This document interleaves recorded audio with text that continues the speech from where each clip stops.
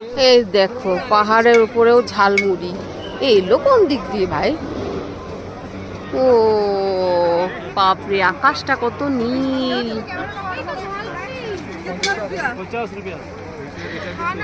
এই এই সিঁড়ি দিয়ে আমরা এখানে এলাম রোপওয়েতে থেকে নেমে।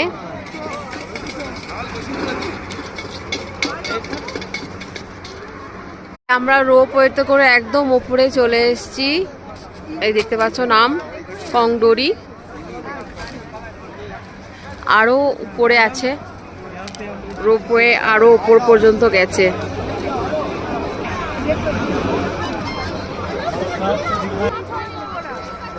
একদম উপরে পাহাড় থেকে নিচেটা দেখা যাচ্ছে।